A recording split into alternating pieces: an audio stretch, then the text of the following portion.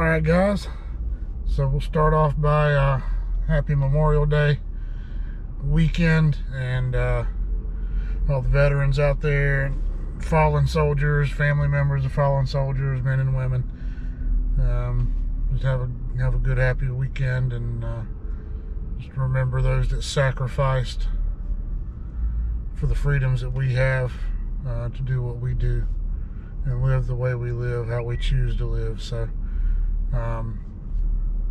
Veterans Day is for veterans. Memorial Day is more for recognizing the people that paid the ultimate price for us to live the lives and have the freedom that we have. So hope you guys.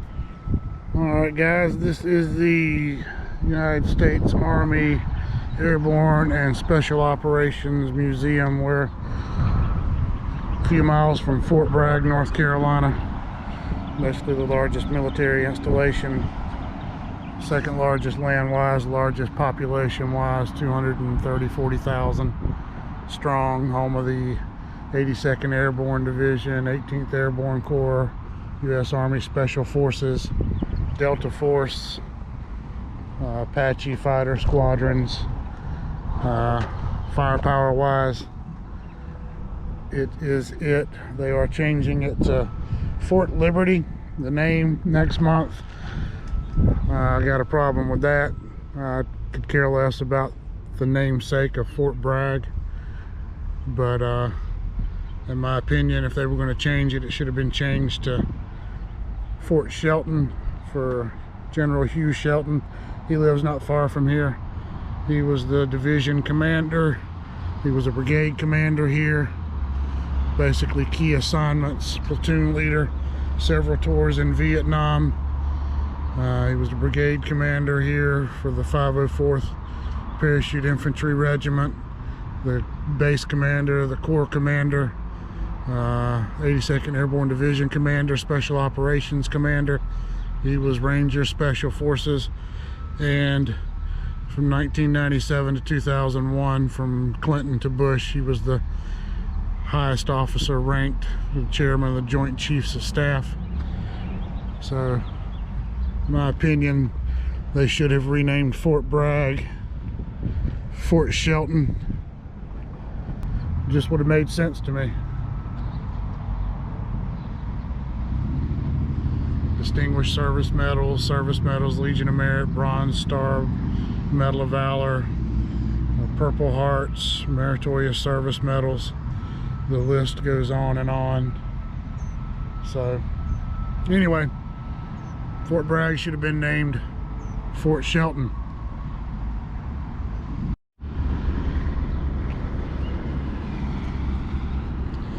These are just pavers they have in different areas around here. Memorizing or being memorials to soldiers that, you know, paid the ultimate price. This is Iron Mike.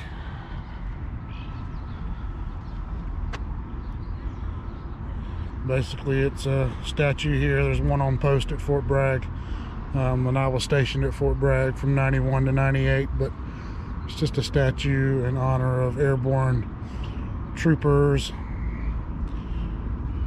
and the price they paid for freedom.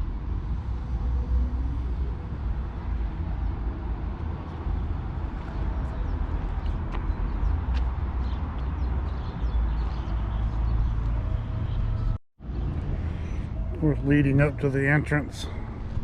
Like I said, the museum is free to go into. They do have a donation box on the inside when you go in, and it will they got a merchandise store in there for souvenirs, t-shirts, hats, little things like that. A lot of people purchase these. You can buy these and donate, and the money goes to the museum, but these are all just kind of granite stones that line each side all the way around, back over there where those vehicles are, kind of in a horseshoe pattern. All the various different units and the particular engagements or battles they were involved in, things like that. but different. Here's one for the 506th Airborne Infantry Regiment.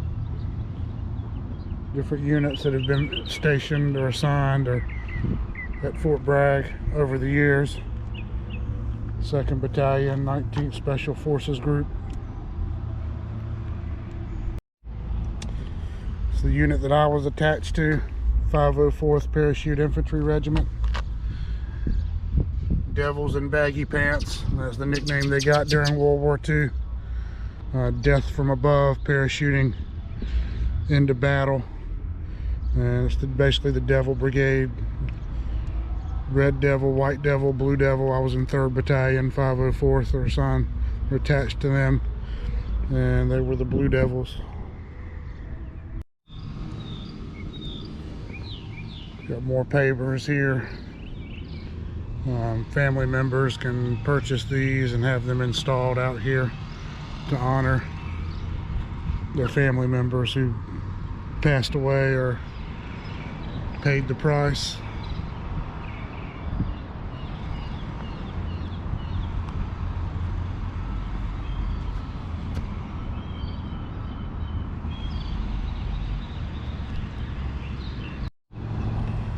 This is another one on display. Triple nickel, the 555th Parachute Infantry Battalion, World War II, 1944 to 47. It was an all-black airborne test platoon. This is honoring those men who gave their life, who participated. The unit that I was actually assigned to during my time at Fort Bragg, 319th Airborne Field Artillery Regiment. I was a forward observer, not a gun buddy, not a 13 Bravo, 13 Foxtrot. So basically I went out with the infantry units. Every platoon had a fire support specialist, or what they called an FO, forward observer. Basically job was to call in artillery, mortar, air support on the battlefield. And these things just go on and on.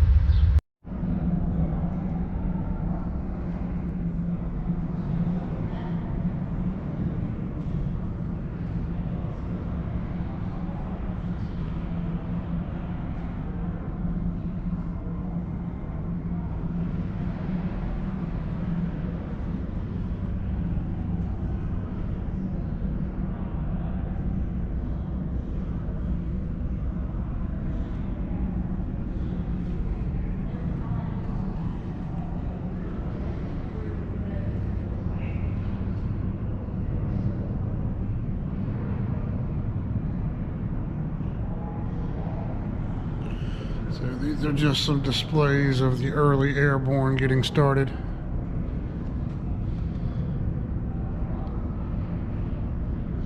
Some souvenirs from World War II.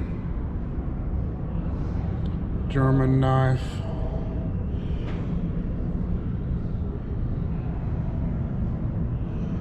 German submachine gun.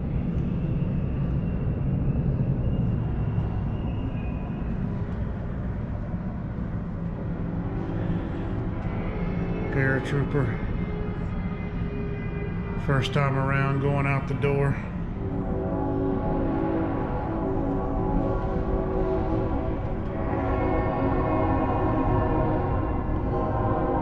You hear the train going through town.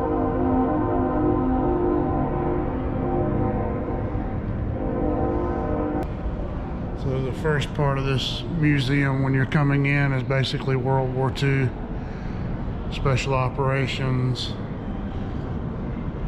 1st Army Airborne Division being started in combat.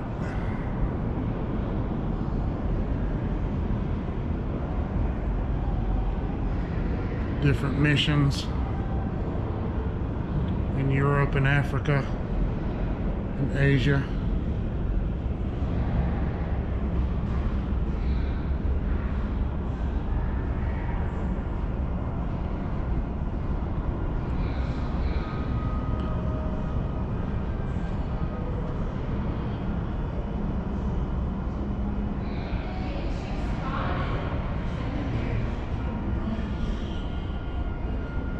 It's a long way from what we had when I was there. These guys were working with the bare minimum in the 40s when this thing first got started. Kind of simulates what the inside of those planes looked like that they jumped out of.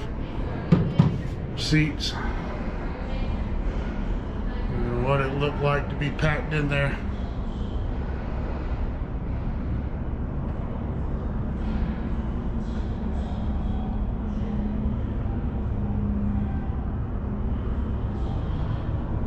And then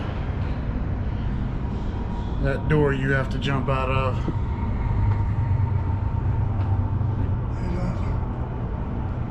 Pretty good, are you?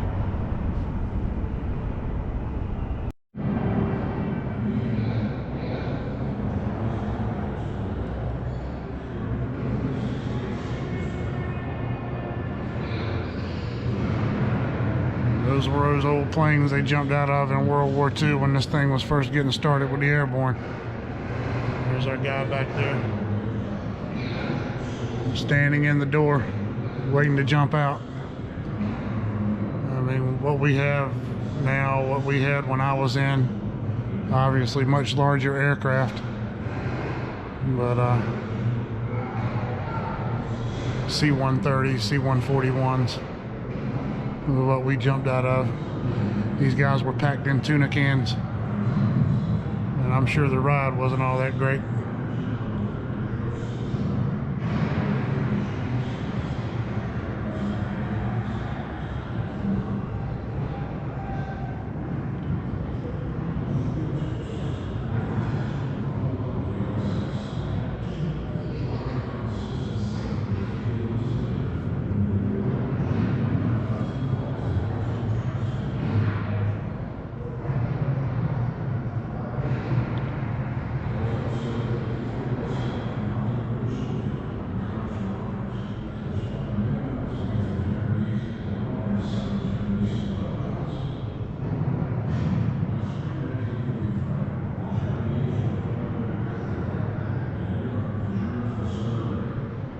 Basically, this is just a display simulating you hit the ground, you get out of your chute, you get your gear on, and you start moving.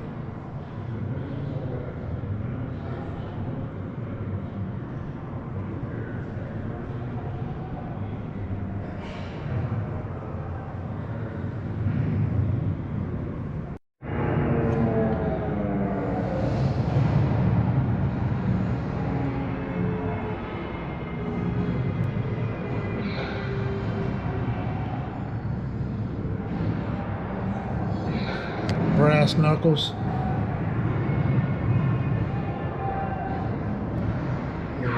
Colt pocket pistol, what they call a Sten gun.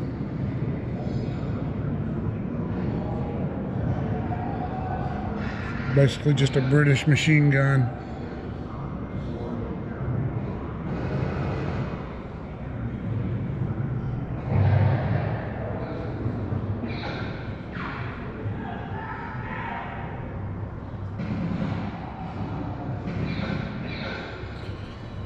Riggers getting parachutes packed.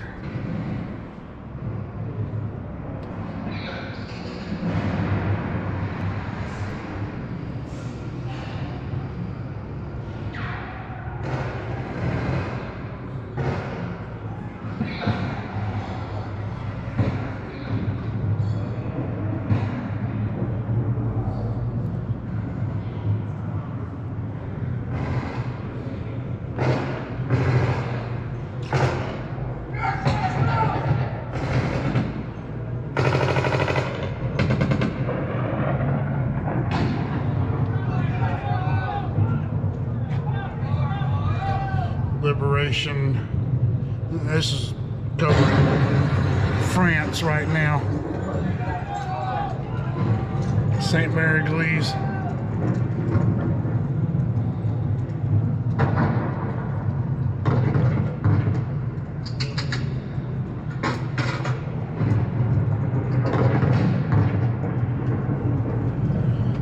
Used by troops to disrupt German communications. The Germans believed that they had a secure telephone line and grew complacent about their telephone systems.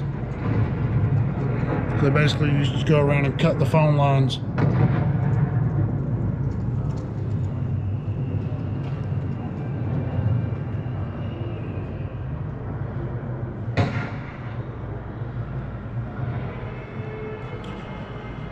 The U.S. Army Rangers.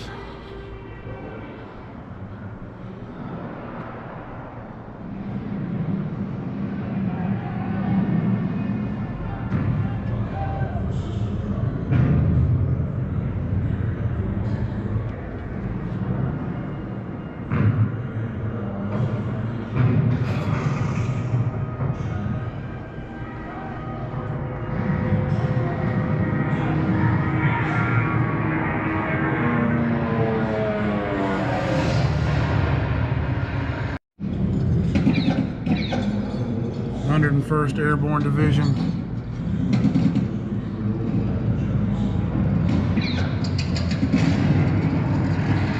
Got those little mechanical crickets that they used to use to make recognition signals. Pocket knife.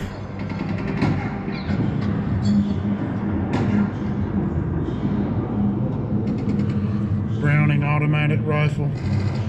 M1918A2 BAR. Basically, it was issued to 1 man per infantry squad. Use that to mow people down. Shoulder fired automatic rifle.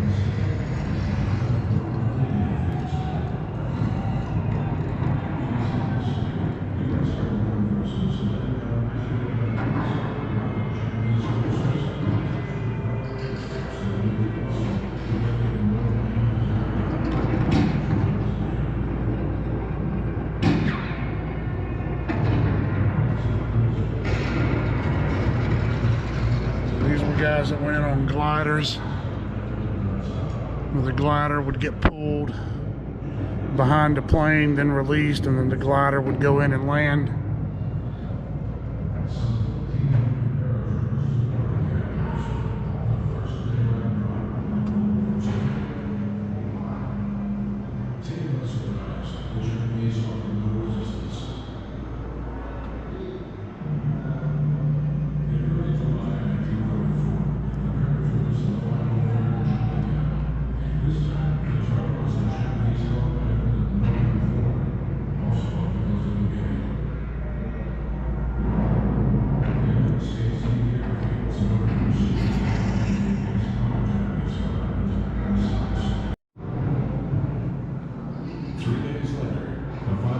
Parachute Infantry Regiment dropped out to maintain This next display is kind of transitioning from the war in Europe and Holland, France, Italy, over to Asia and the South Pacific.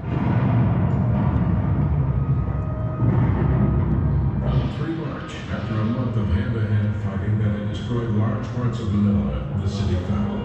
Soon, almost all of the Philippines had been recaptured.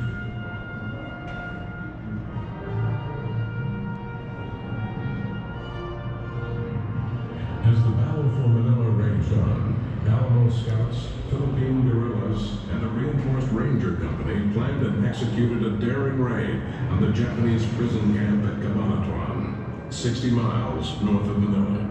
The Scouts, guerrillas, and Rangers, working a coordinated assault, liberated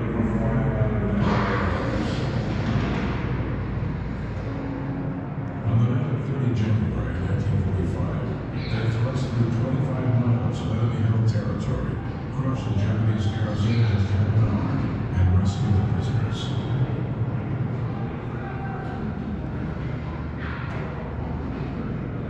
Another extraordinary act will be remembered whenever There's your old grease gun, M3 submachine gun. Fayetteville is a tiny island in the modern Manila Bay. It was here that U.S. forces M19 A6 machine gun. against overwhelming odds before surrendering to the Japanese and the horrors of the infamous Bataan Death March in May 1942. Now it was Japan's turn to hang out in the Rockies, it was called, as they That particular pistol, it was hard to read the things there, but that was a U.S. Army corporal from the 517th Parachute Infantry Regiment. It's a Walther P38 pistol from a German officer. 1945. Airborne troops of the 503rd Regimental Combat Team jumped out of C-47s, aiming at two tiny arrows flying over drop weapons. Many missed their zone, and some were killed or injured in falls on rough terrain. But most got out of their chutes and scrambled to their assembly areas. Soon afterward, These were Pathfinders. The Pathfinders actually went into combat before everyone else.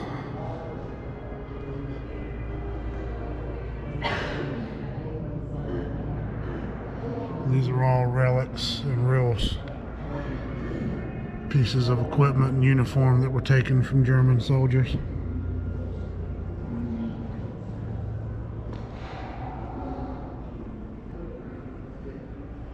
But Pathfinders actually on D-Day went in before the initial assault on Omaha Beach and Normandy and all that, to mark the drop zones where the airborne troops were going to be dropped.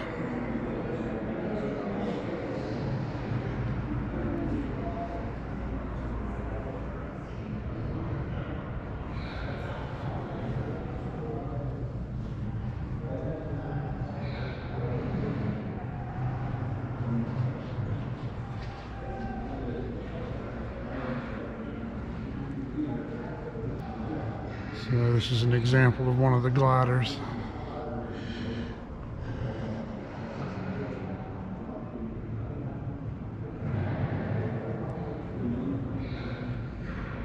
And equipment that would have been dropped in with a glider.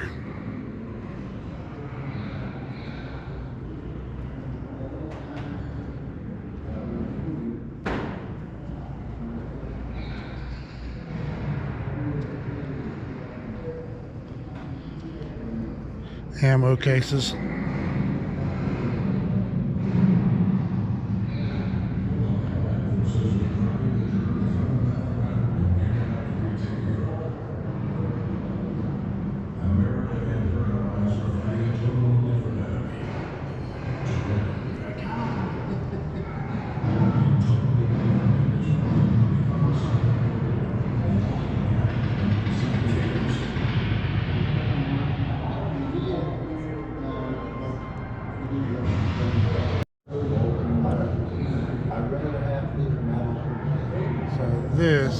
particular display.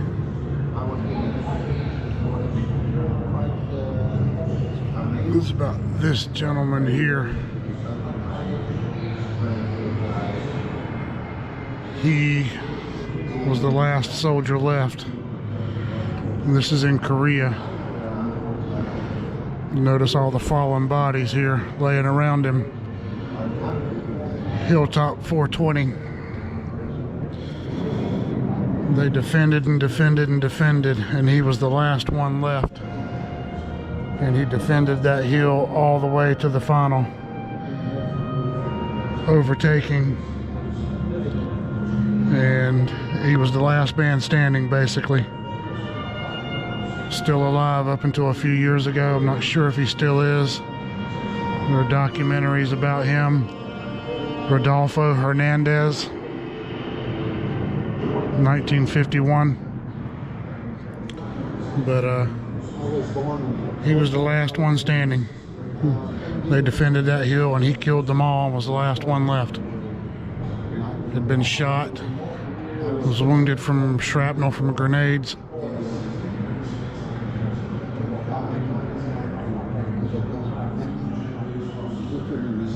Because I could send home money. On May 31st, 1951, Corporal Rudy Hernandez was part of a company assigned to defend a hill outside the small Korean town of Wonton-ni. An overwhelming force of enemy troops had stormed the position in a fanatical fury, raining artillery, mortar, and machine gun fire down on Hernandez's under-equipped platoon. At that time, I was firing my weapon, and my buddy was firing, and my platoon leader said, "Withdraw." And I didn't want to withdraw. I couldn't fire no more because of the rupture cartridge. I had a grenade.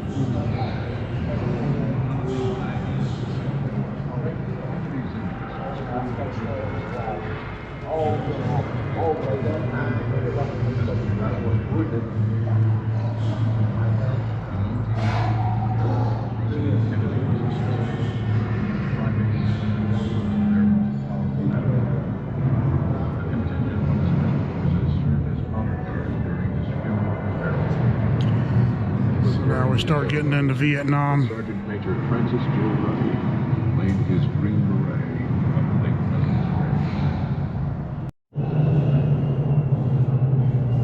1983, Grenada.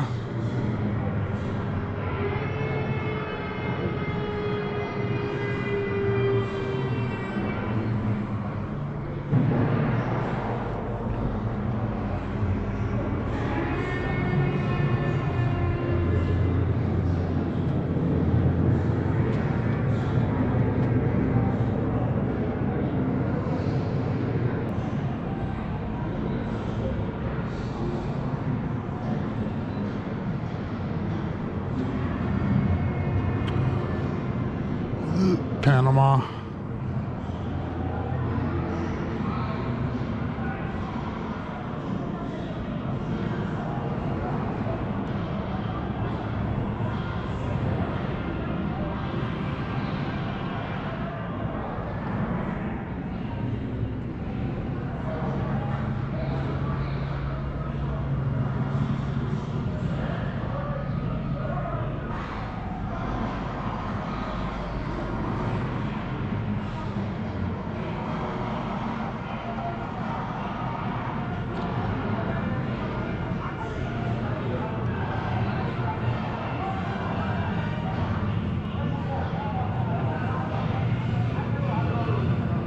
This is wreckage from a helicopter.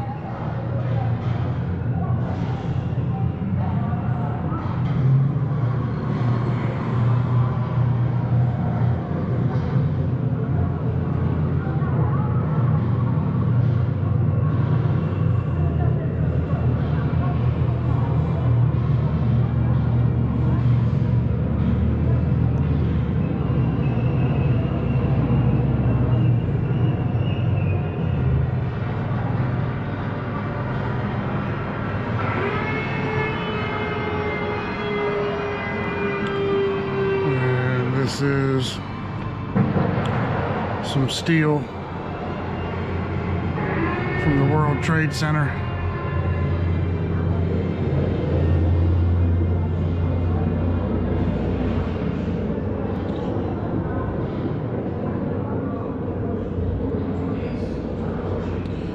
And that's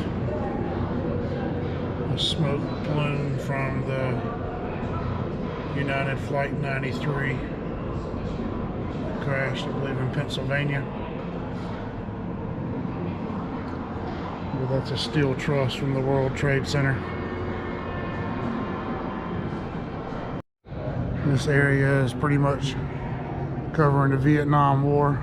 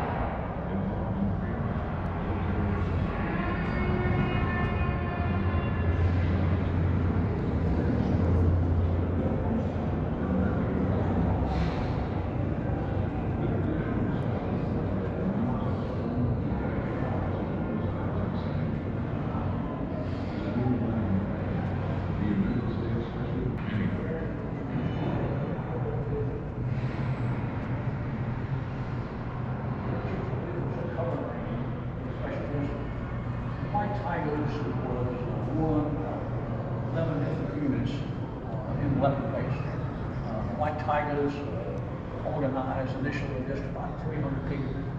They came out of North Korea when North Korea attacked South Korea, 25 June 1950. We had a great operation in North Korea that we went in and organized the North Korean Gulf forces. And we used people that had been fighting behind the lines for years, unknown to America. And then we increased that force from just a few thousand. When World War II came to an end, some military leaders saw no need to retain special operations units, such as the Office of Strategic Services. But with the escalating Cold War and its numerous wars of liberation or guerrilla warfare, a need arose for troops trained in the tactics of unconventional warfare. OSS Detachment 101 in Burma provided a model for Special Forces organization and doctrine. The fighting spirit of the 1st Special Service Force, Army Rangers, and World War II airborne units provided inspiration. This is basically a howitzer from Vietnam, set up to be parachuted in, airdropped.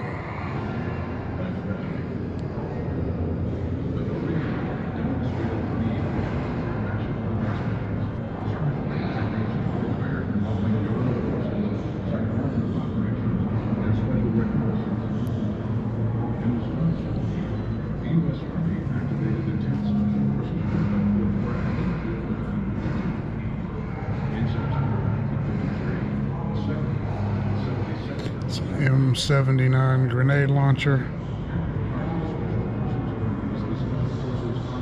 CAR-15 or M16, CAR-15, 173rd Air. This is kind of when the M16s originally came out, just before the Vietnam War, or during the Vietnam War.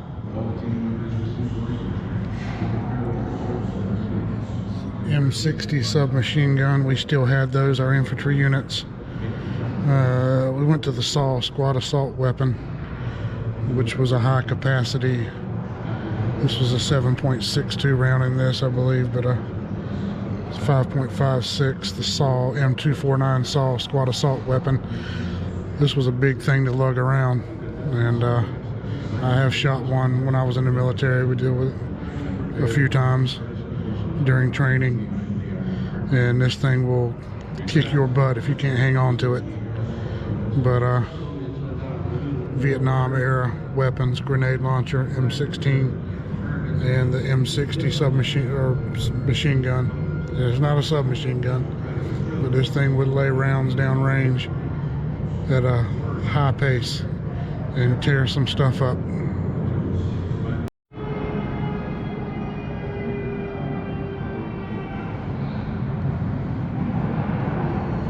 Vietnamese soldiers.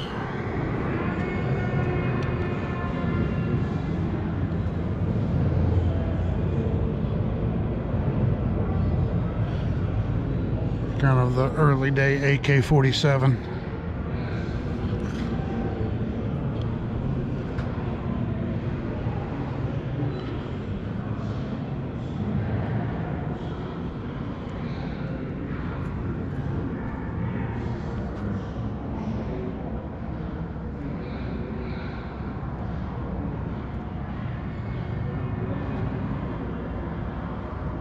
Prisoners of war.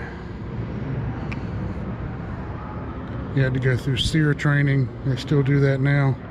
Survival, evasion, resistance, and escape for Vietnamese POWs.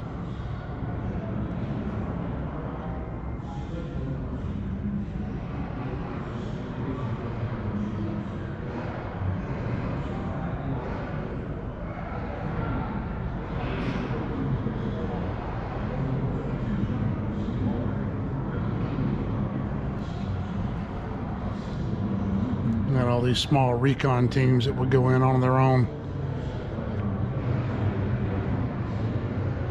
provide reconnaissance, intel, back to divisions and headquarters for information gathering, for planning assaults and planning tactics. LARP teams, basically. When they went in, they were on their own.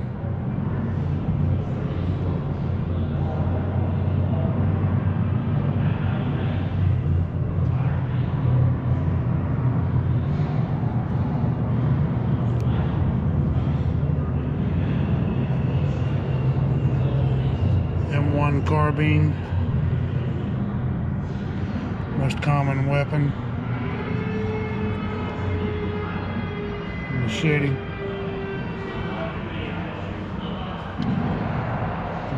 Uniform that was being worn during Vietnam. And they went from these to M16s.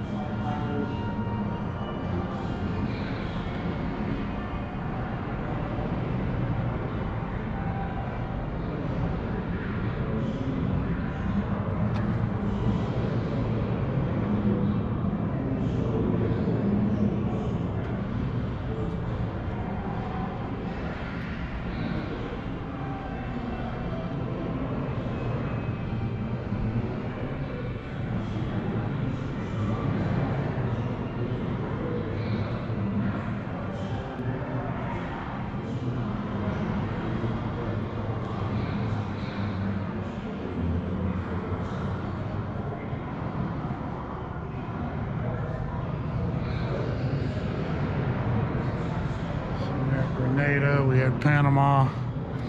Well, the unit that I was attached, I wasn't in yet. This is about a year before I went into the military. It was when Panama happened. Manuel Noriega.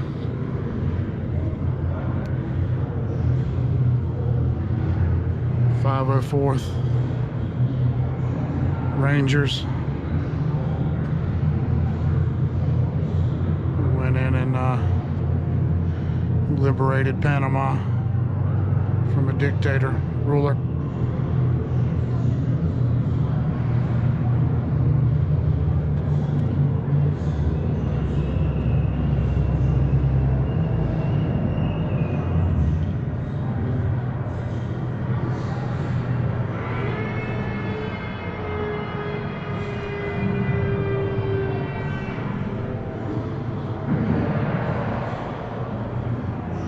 is just a look at the Special Operations, Airborne and Special Operations Museum, Fayetteville, North Carolina, also known as Vietnam, but right off of Fort Bragg.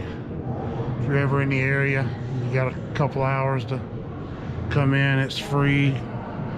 They got a souvenir store, hats, t-shirts, things like that, but it's basically run based on donations. I'm sure the government and Fort Bragg helped fund it a little bit too, but there's no charge to come in here. There's also a North Carolina Veterans Memorial Park on the other side of the street. You might walk over there real quick, but anyway guys, pretty cool place if you're ever in North Carolina, Fayetteville, Fort Bragg, especially veterans. If you ever got a chance to stop by, it's a pretty nice place.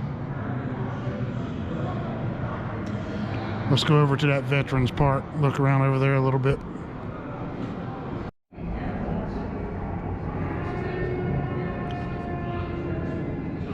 Afghanistan.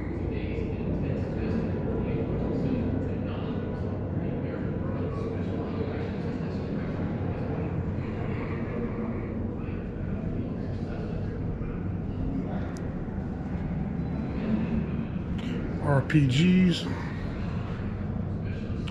rocket propelled grenade basically.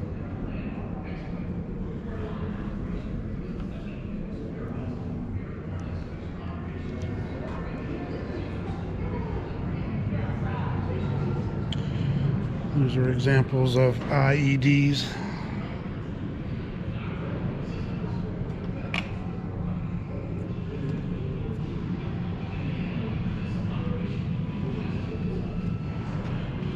Improvised explosive devices. So they put them under these boxes on the side of the road, and you see that little cell phone right there. As soon as our guys would drive by, they'd call that phone and set that thing off. A lot of people got killed from these little trash bombs basically.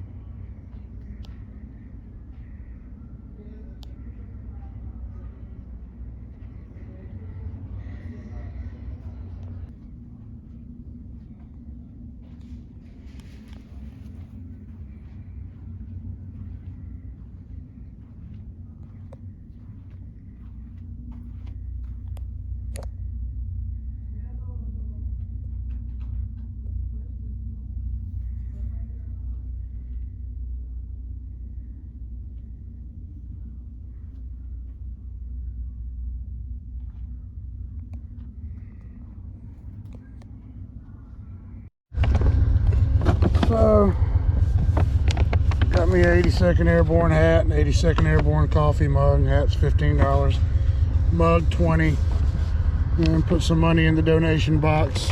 Last year I got t-shirts, but I always try to do a little part to help out, kind of being a part of my history. So usually come down here just once a year.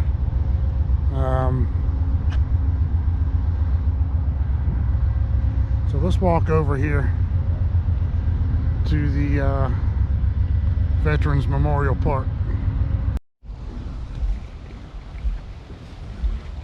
So this is a pretty cool display. Moore County, Bladen County, Edgecombe County, Sampson County, Robeson County. So these are all Wayne County, Greene County, Rutherford County. So these are all memorials.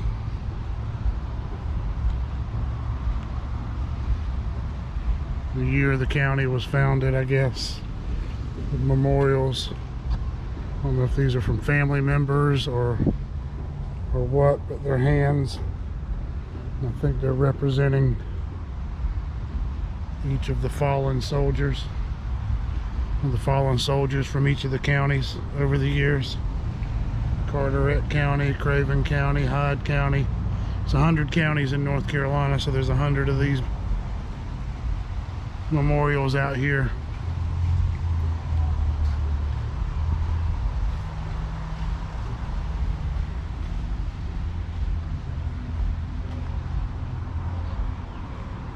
Bronze hands of freedom.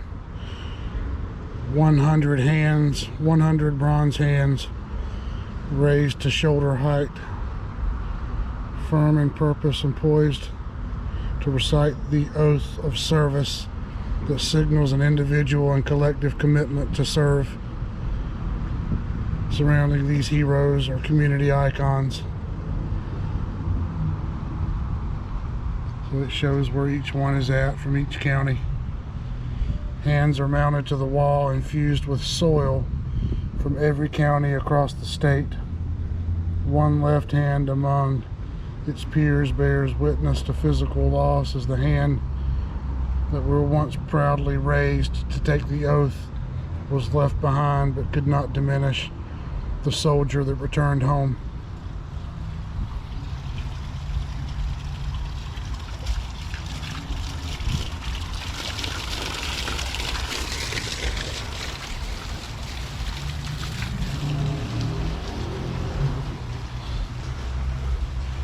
I guess it's representing all the soldiers that took the oath and paid the price for freedom, gave up some of their own freedom so that we have ours.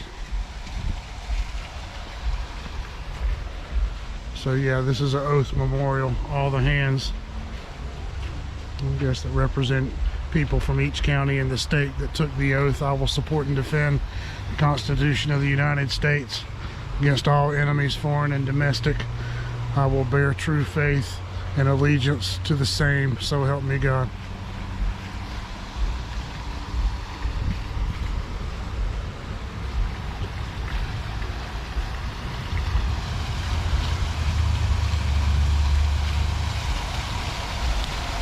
And on the back of this it says, thanks to our great soldiers, sailors, airmen, and Marines, and Coast Guardsmen, always at the point of the spear, flying their aircraft, sailing their ships, and patrolling their sectors far from home. They have never let our nation down. From General Hugh Shelton. Should have been Fort Shelton, not Fort Liberty.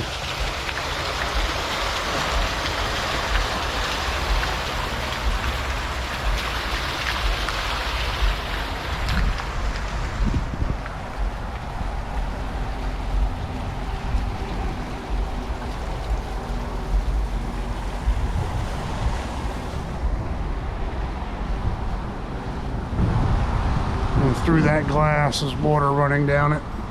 Whose we, the people of the United States, in order to form a more perfect union, establish justice, ensure domestic tranquility, provide for the common defense, promote the general welfare, and secure the blessings of liberty to ourselves and our posterity, do obtain and establish this Constitution for the United States of America. Basically the preamble to the Constitution.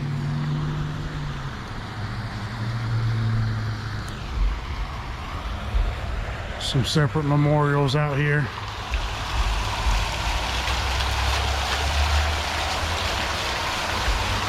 we shall go forth and be ready to sacrifice our lives and fortunes to secure her freedom and safety. And there's a memorial for the Army, Marines, Navy, Air Force, Coast Guard.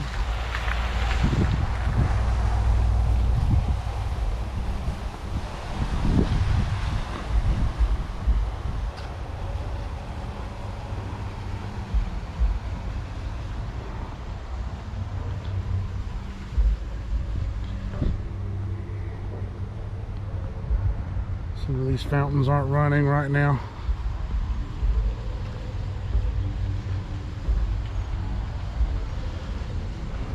Back here on this wall says the courage of life is often a less dramatic spectacle than the courage of a final moment, but is no less a magnificent mixture of triumph and tragedy.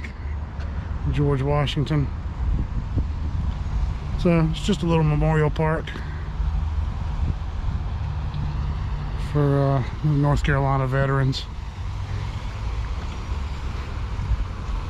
I guess the main display would be these water features, but those hands over there representing all the counties and people in the counties that raised their hand and took their oath of service to defend freedom and the liberties we have in the greatest country in the world.